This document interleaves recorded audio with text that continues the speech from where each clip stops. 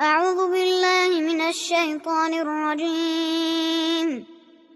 بسم الله الرحمن الرحيم. إنما السبيل على الذين يستأذنونك وهم أغنياء رضوا بأن يكونوا مع الخوالف وطبع الله على قلوبهم فهم لا يعلمون. يعتذرون إليكم إذا رجعتم إليهم قل لا تعتذروا لن نؤمن لكم قد نبأنا الله من أخباركم وسيرى الله عملكم ورسوله ثم تردون إلى عالم الغيب والشهادة فينبئكم بما كنتم تعملون. سيحلفون بالله لكم إذا انقلبتم إليهم لتعرضوا عنهم فأعرضوا عنهم إنهم رجس ومأواهم جهنم جزاء بما كانوا يكسبون. يحلفون لكم لترضوا عنهم فإن ترضوا عنهم فإن الله لا يرضى عن القوم الفاسقين. الأعراب أشد كفرا ونفاقا وأجدر ألا يعلموا حدود ما أنزل الله على رسوله والله عليم حكيم. ومن الأعراب من يتخذ ما ينفق مغرما ويتربص بكم الدوائر عليهم دائرة السوء والله سميع عليم. ومن الأعراب من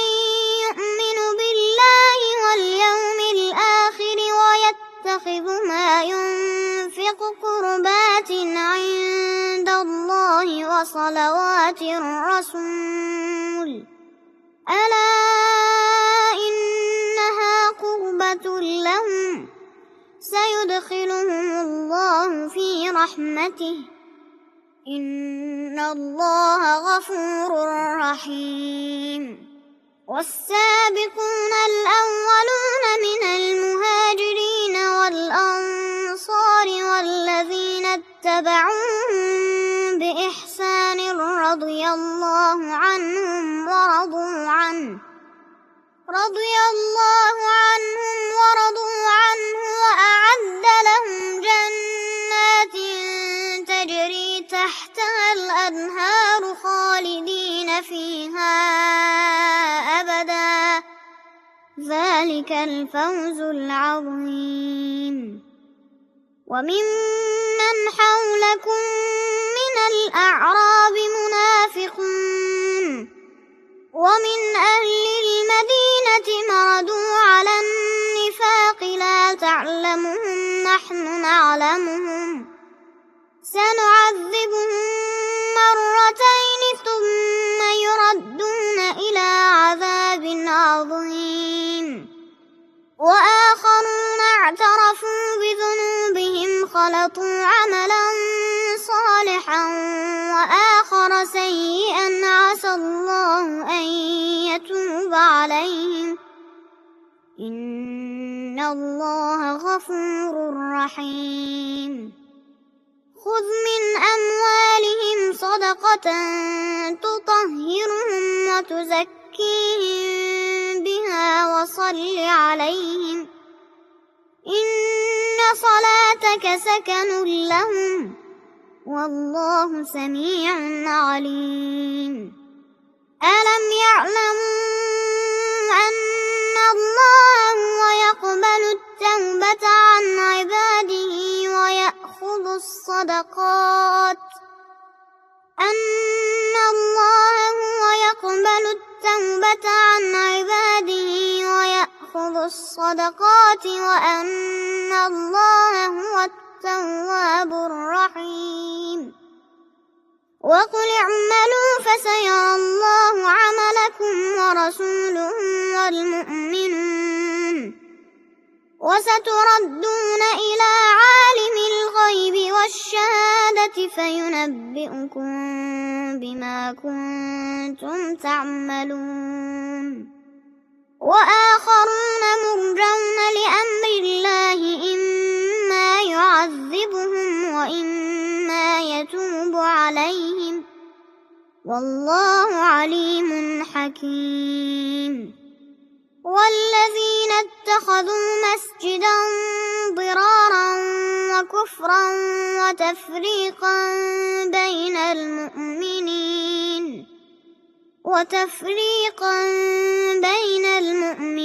وإرصادا لمن حارب الله ورسوله من قبل وليحلفن إن أردنا إلا الحسنى والله يشهد إنهم لكاذبون لا تقم فيه أبدا لمسجد أسس على التقوى من أول يوم أحق أن تقوم فيه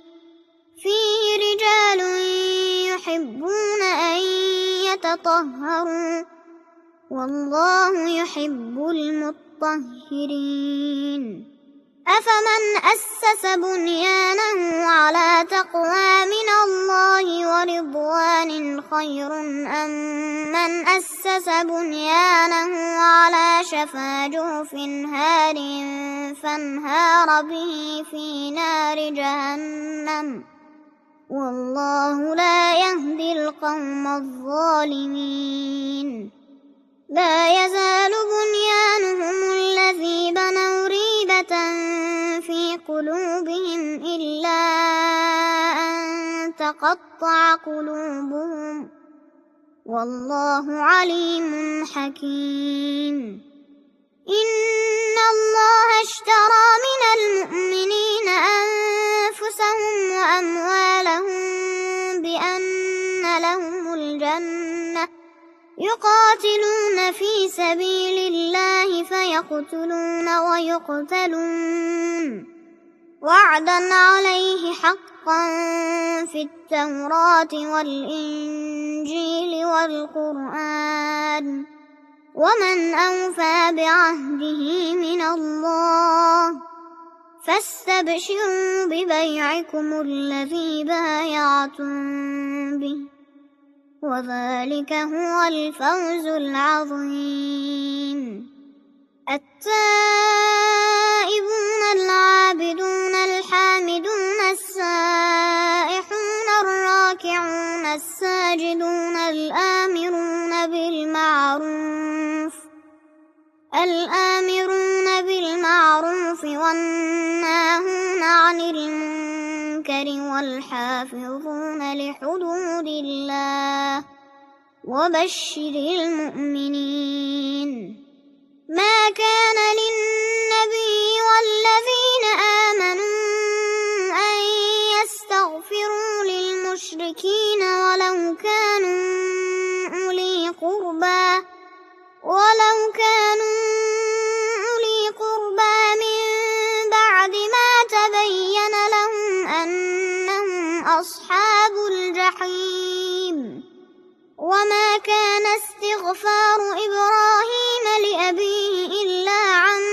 موعدة وعدها إياه فلما تبين له أنه عدو لله تبرأ منه إن إبراهيم لأواه حليم وما كان الله ليضل قوما بعد إذ هداهم حتى يبين لهم ما يتقون إن الله بكل شيء عليم إن الله له ملك السماوات والأرض يحيي ويميت وما لكم من دون الله من ولي ولا ولا نصير. لقد تاب الله على النبي والمهاجرين والأنصار الذين اتبعوه في ساعة العسرة من بعد ما كاد يزيغ قلوب فريق منهم ثم تاب عليهم إنه بهم رءوف رحيم. وعلى الثلاثة الذين خلفوا حتى إذا ضاقت عليهم الأرض بما رحبت وضاقت عليهم أنفسهم وظنوا أن لا ملجأ من الله إلا إليه ثم تاب عليهم ليتوبوا إن الله هو التواب الرحيم. يا أيها الذين آمنوا اتقوا الله وكونوا مع الصادقين. ما كان لأهل المدينة ومن حولهم من الأعراب أن يتخلفوا عن رسول الله ولا يرغبوا بأنفسهم عن نفسه، ذلك بأنهم لا يصيبهم ظمأ ولا نصب ولا مخمصة في سبيل الله ولا يطؤون موطئا يغيظ الكفار ولا ينالون من عدو نيلا إلا كتب لهم به عمل صالح إن الله لا يضيع أجر المحسنين. ولا ينفقون نفقة صغيرة ولا كبيرة ولا يقطعون واديا إلا كتب لهم ليجزيهم الله أحسن ما كانوا يعملون. وما كان المؤمنون لينفروا كافة فلولا نفر من كل فرقة منهم طائفة ليتفقهوا في الدين ولينذروا قومهم إذا رجعوا إليهم لعلهم يحذرون. يا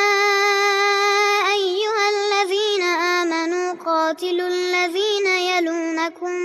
من الكفار وليجدوا فيكم غلظة واعلموا أن الله مع المتقين. وإذا ما أنزلت سورة فمنهم من يقول أيكم زادته هذه إيمانا فأما الذين آمنوا فزادتهم إيمانا وهم يستبشرون. وأما الذين في قلوبهم مرض فزادتهم رجسا إلى رجسهم وماتوا وهم كافرون. أولا يرون أنهم يفتنون في كل عام مرة أو مرتين ثم لا يتوبون ولا هم يذكرون. وإذا ما أنزلت سورة نظر بعضهم إلى بعض هل يراكم من أحد ثم انصرفوا صرف الله قلوبهم بأنهم قوم لا يفقهون. لقد جاءكم رسول من أنفسكم عزيز عليه ما عنتم حريص عليكم بالمؤمنين رءوف رحيم. فإن تولوا فقل حسبي الله لا إله إلا هو عليه توكلت وهو رب العرش العظيم. بسم الله الرحمن الرحيم. ألف لام را، تلك آيات الكتاب الحكيم. أكان للناس عجبا أن أوحينا إلى رجل منهم أن أنذر الناس وبشر الذين آمنوا أن لهم قدم صدق عند ربهم. قال الكافرون إن هذا لساحر مبين. إن ربكم الله الذي خلق السماوات والأرض في 6 أيام ثم استوى على العرش يدبر الأمر، ما من شفيع إلا من بعد إذنه، ذلكم الله ربكم فاعبدوه، أفلا تذكرون. إليه مرجعكم جميعا وعد الله حقا، إنه يبدأ الخلق ثم يعيده ليجزي الذين آمنوا وعملوا الصالحات بالقسط، والذين كفروا لهم شراب من حميم وعذاب أليم بما كانوا يكفرون. هو الذي جعل الشمس ضياء والقمر نورا وقدره منازل لتعلموا عدد السنين والحساب، ما خلق الله ذلك إلا بالحق،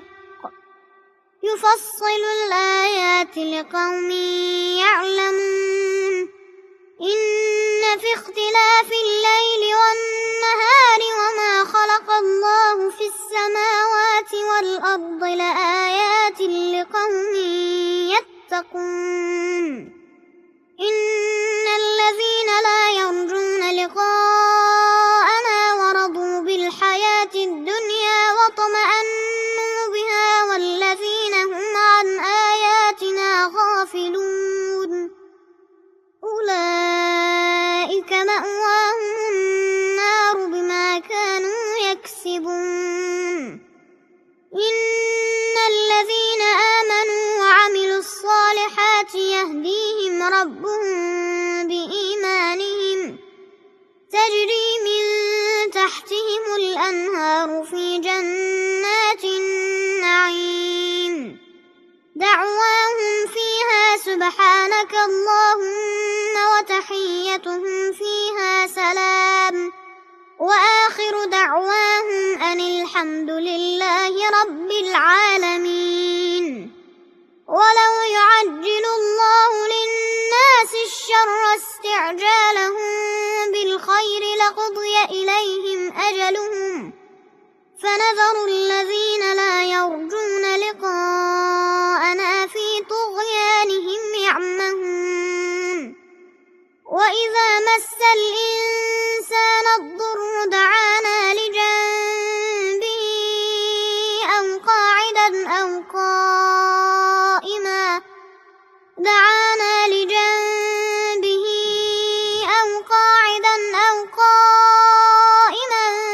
فلما كشفنا عنه ضره مر كأن لم يدعنا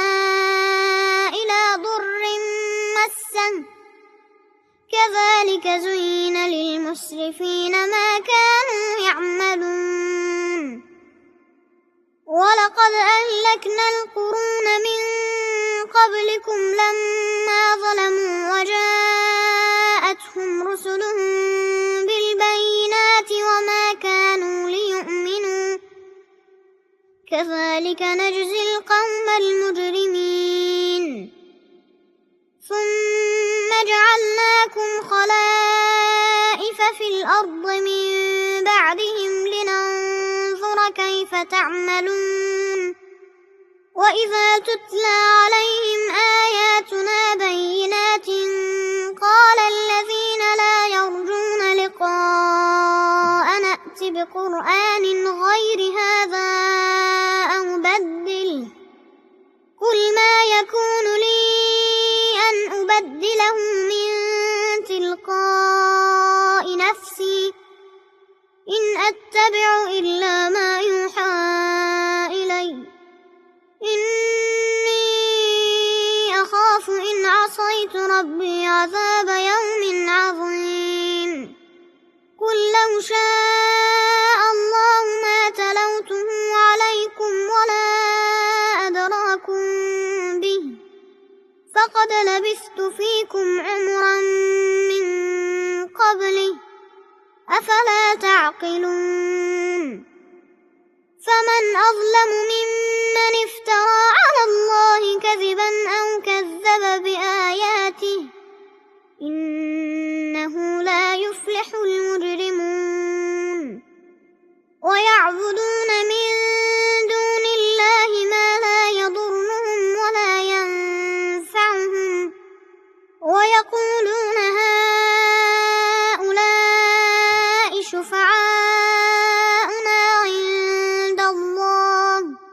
قل أتنبئون الله بما لا يعلم في السماوات ولا في الأرض سبحانه وتعالى عما يشركون وما كان الناس إلا أمة واحدة فاختلفوا ولولا كلمة سبقت من ربك لقضي بينهم فيما فيه يختلفون ويقولون لولا أنزل عليه آية من ربه فقل إنما الغيب لله فانتظروا إني معكم من المنتظرين وإذا أذقنا الناس رحمة من بعد ضراء مستهم إذا لهم مكر في آياتنا قل الله أسرع مكرا إن رسلنا يكتبون ما تمكرون هو الذي يسيركم في البر والبحر حتى إذا كنتم في الفلك وجرين بهم بريح طيبة وفرحوا بها جاءتها ريح عاصف وجاءهم الموج من كل مكان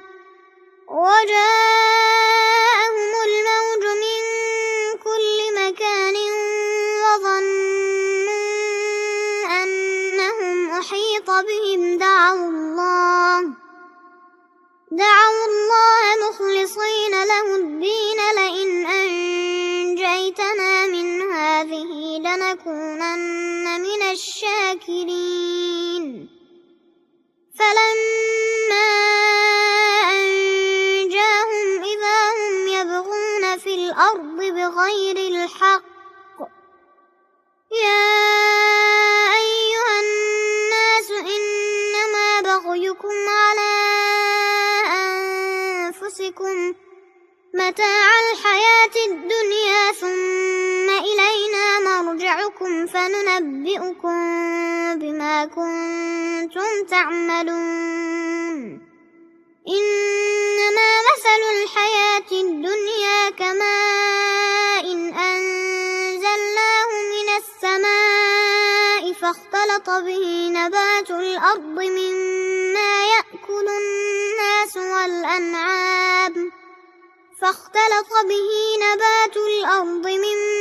يأكل الناس والأنعام حتى إذا أخذت الأرض زخرفها وزينت وظن أهلها أنهم قادرون عليها أتاها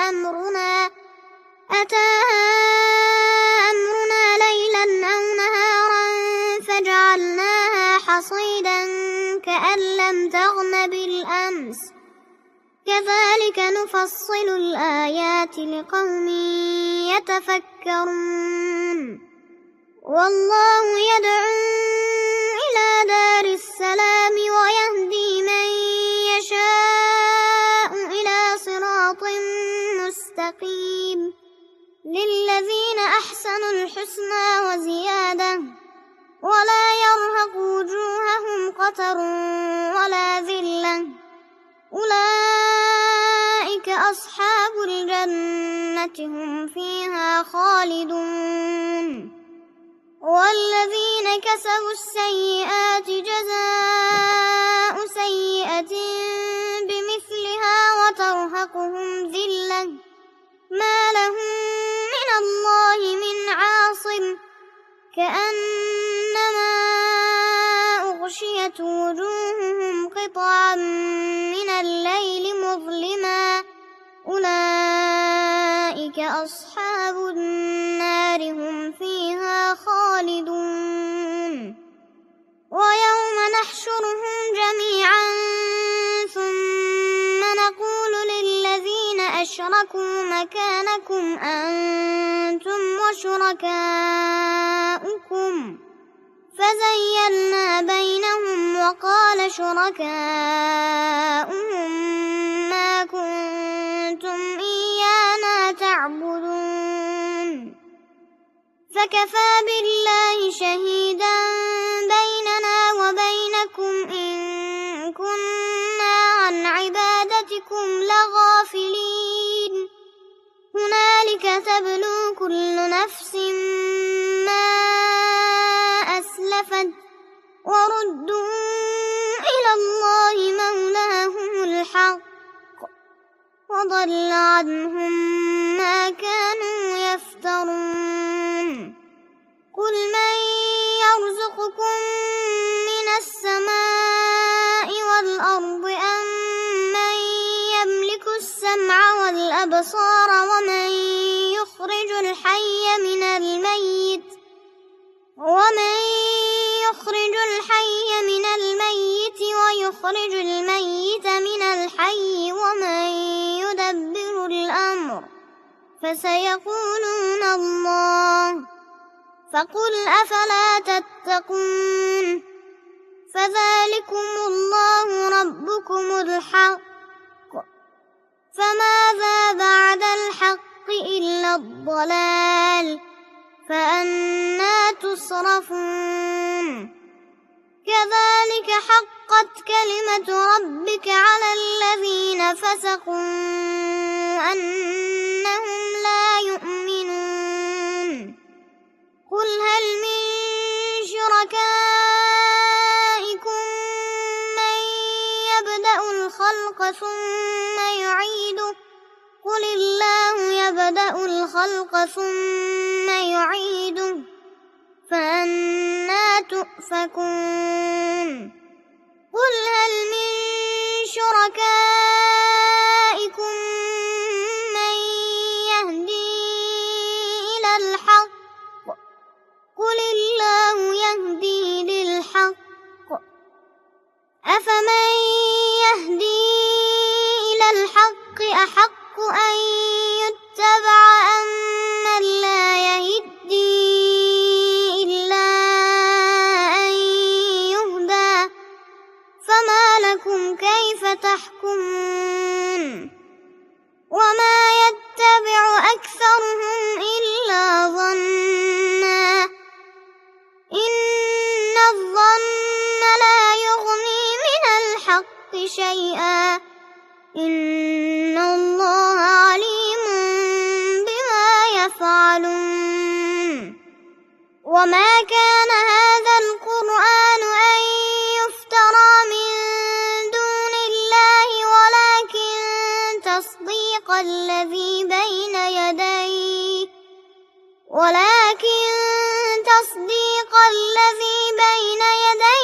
وتفصيل الكتاب لا ريب فيه من رب العالمين أم يقولون افتراه قل فأتوا بسورة مثله وادعوا من استطعتم من دون الله إن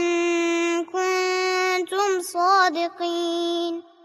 بل كذبوا بما لم يحيطوا بعلمه ولما يأتهم تأويله كذلك كذب الذين من قبلهم فانظر كيف كان عاقبة الظالمين ومنهم من يؤمن به ومنهم من لا يؤمن به وربك أعلم بالمفسدين وإن كذبوك فقل لي عملي ولكم عملكم أنتم بريئون مما أعمل وأنا بريء مما تعملون ومنهم من يستمعون إليك أفأنت تسمع الصم ولو كانوا لا يعقلون ومنهم من ينظر إليك أفأنت تهدي العمي ولو كانوا لا يبصرون إن الله لا يظلم الناس شيئا ولكن الناس أنفسهم يظلمون ويوم يحشرهم كأن لم يلبثوا إلا ساعة من النهار يتعارفون بينهم قد خسر الذين كذبوا بلقاء الله وما كانوا مهتدين وإما نرينك بعض الذي نعدهم أو نتوفينك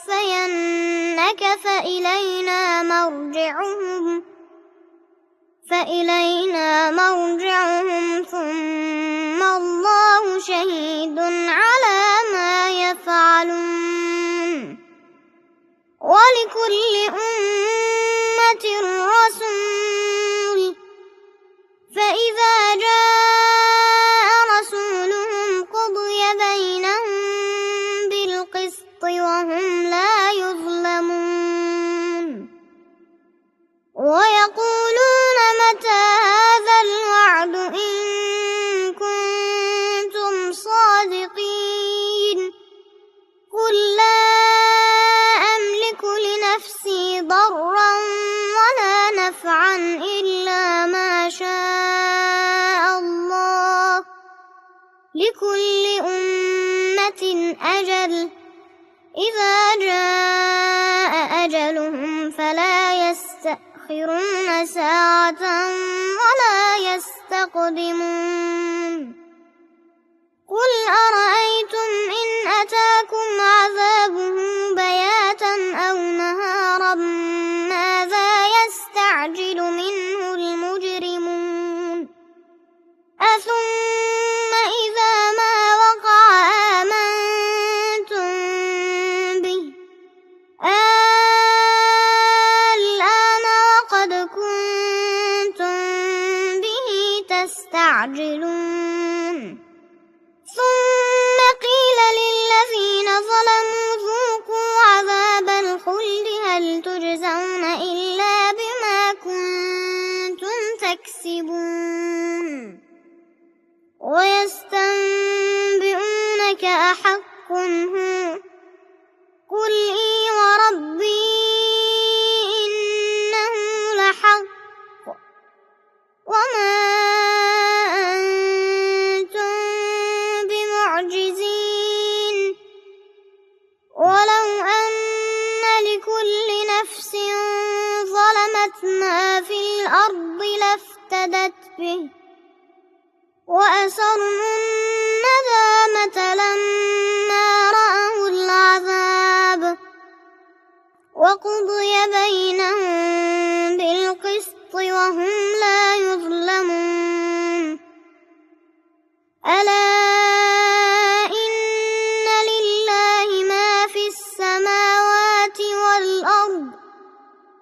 ألا إن وعد الله حق ولكن أكثرهم لا يعلمون هو يحيي ويميت وإليه ترجعون يا أيها الناس قد جاءتكم موعظة من ربكم وشفاء لما في الصدور وهدى ورحمة للمؤمنين قل بفضل الله وبرحمته فبذلك فليفرحوا هو خير مما يجمعون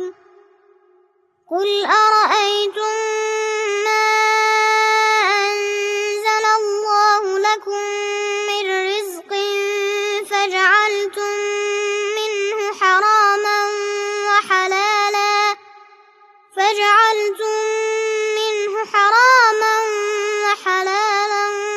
قل الله أذن لكم أم على الله تفترون وما ظن الذين يفترون على الله الكذب يوم القيامة إن الله لذو فضل على الناس ولكن أكثرهم لا يشكرون وما تكون في شأن وما تتلو منه من قرآن ولا تعملون من عمل إلا كنا عليكم شهودا إذ تفيضون فيه وما يعزب عن ربك من مثقال ذرة في الأرض ولا في السماء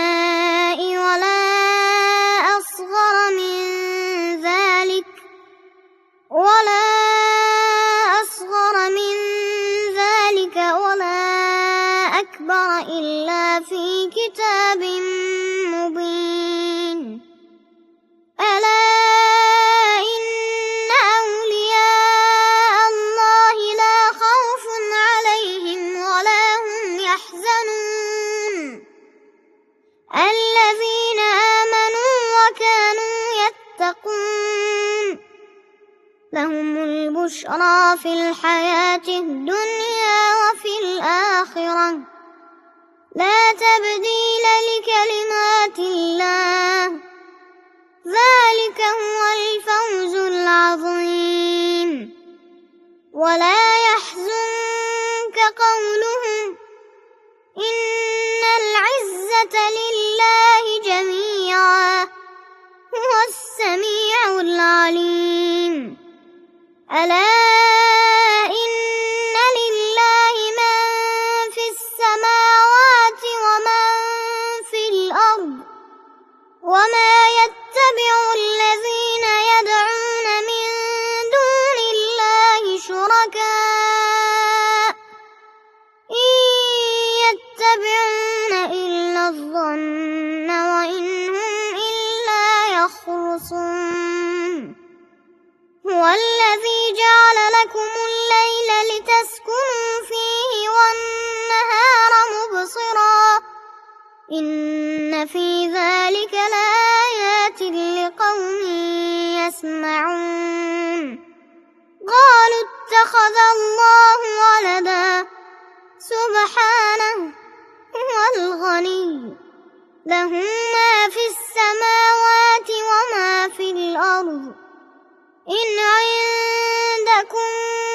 من سلطان بهذا أتقولون على الله ما لا تعلمون قل إن الذين يفترون على الله الكذب لا يفلحون متاع في الدنيا ثم إلينا مرجعون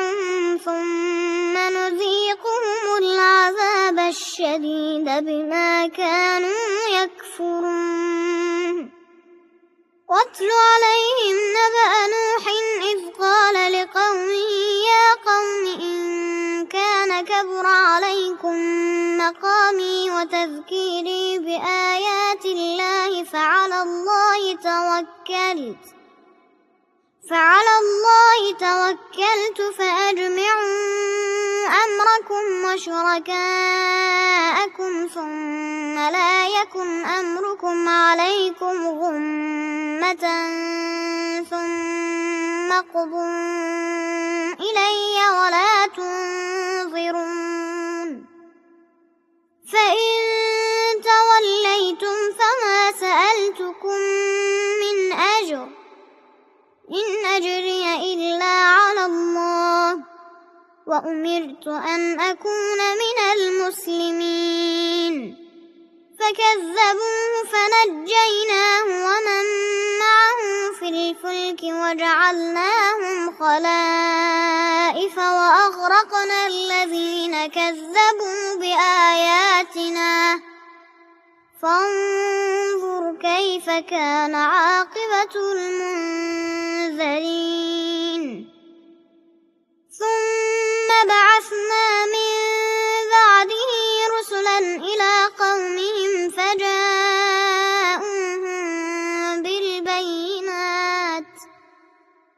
فجاءوهم بالبينات فما كانوا ليؤمنوا بما كذبوا به من قبل كذلك نطبع على قلوب المعتدين ثم بعثنا من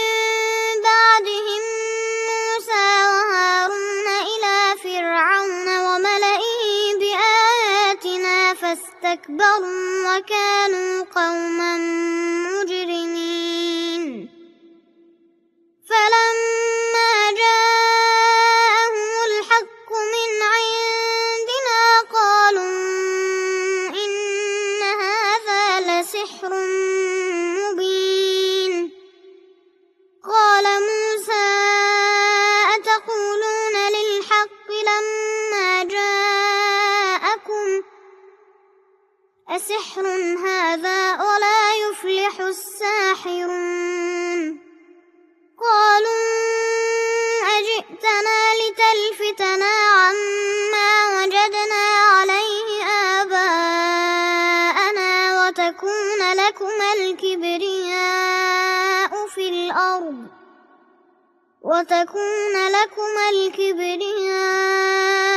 الأرض وما نحن لكما بمؤمنين وقال فرعون ائتوني بكل ساحر عليم فلما جاء السحرة قال لهم موسى ألقوا ما أنتم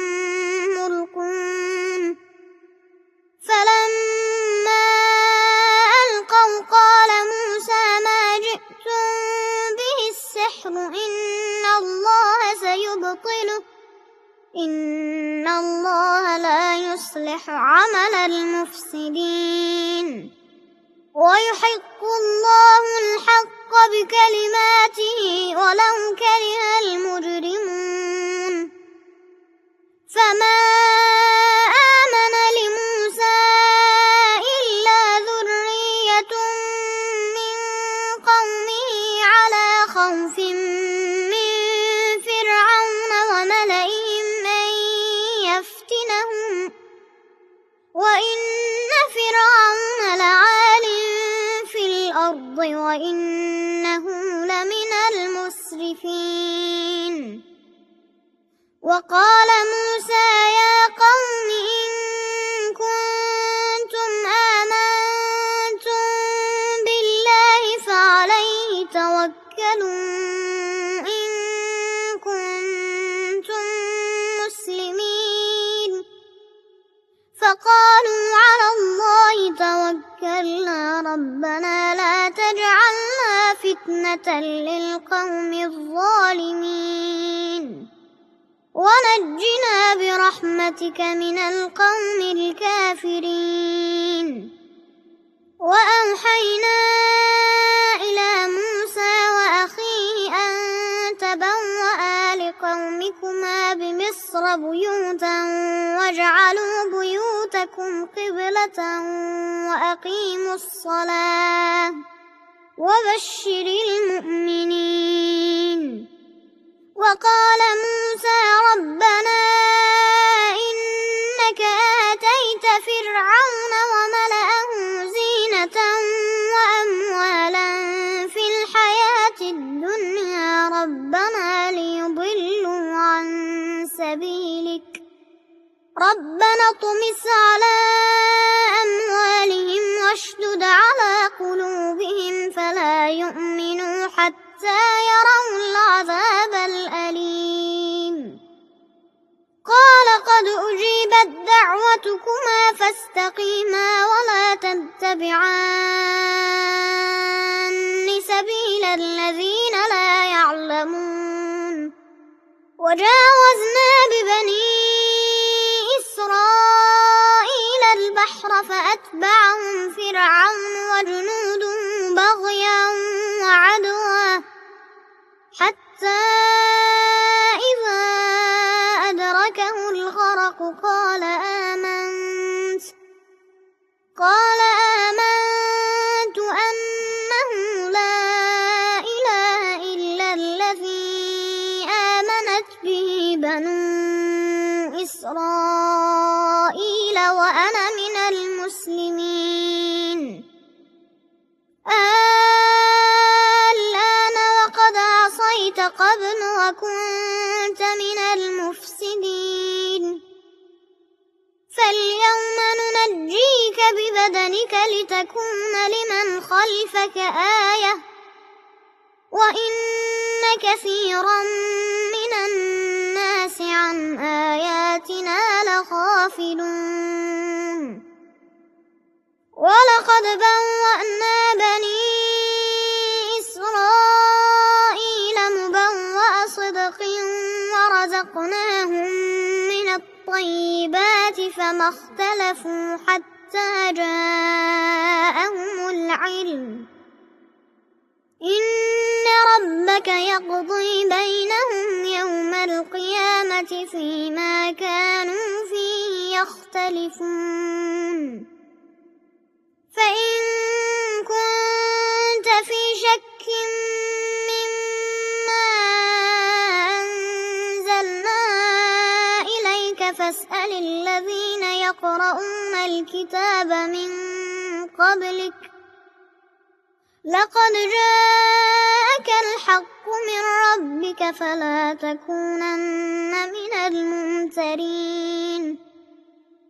ولا تكونن من الذين كذبوا بآيات الله فتكون من الخاسرين. إن الذين حقت عليهم كلمة ربك لا يؤمنون ولو جاءتهم كل آية حتى يروا العذاب الأليم. فلولا كانت قرية آمنت فنفعها إيمانها إلا قوم يونس لما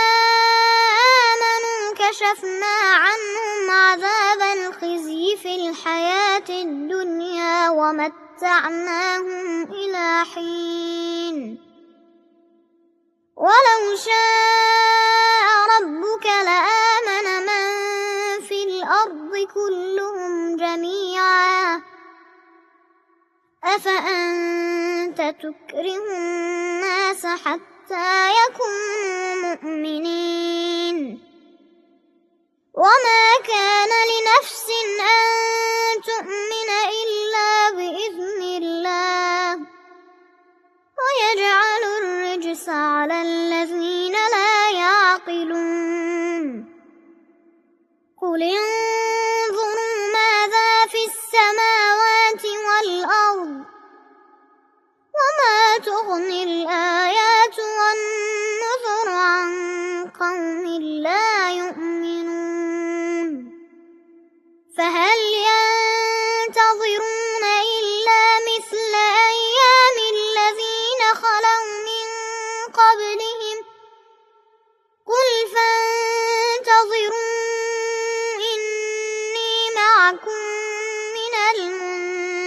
منتظرين ثم ننجي رسلنا والذين آمنوا كذلك حقا علينا ننجي المؤمنين قل يا أيها الناس إن كنتم في شك من ديني فلا أعبد الذين تعبدون من دون الله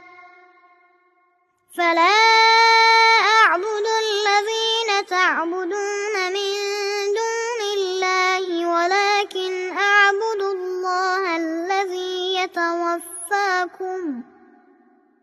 وأمرت أن أكون من المؤمنين وأن أقم وجهك للدين حنيفا ولا تكونن من المشركين ولا تدع من دون الله ما لا ينفعك ولا يضرك فإن فعلت فإنك إذا من الظالمين وإن يمسسك الله بضر فلا كاشف له إلا هو وإن يردك بخير فلا راد لفضله يصيب به من يشاء من عباده وهو الغفور الرحيم قل يا أيها الناس قد جاءكم الحق من ربكم فمن اهتدى فإنما يهتدي لنفسه ومن ضل فإنما يضل عليها وما أنا عليكم بوكيل واتبع ما يوحى إليك واصبر حتى يحكم الله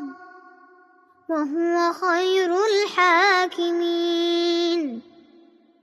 بسم الله الرحمن الرحيم ألف لام را كتاب أحكمت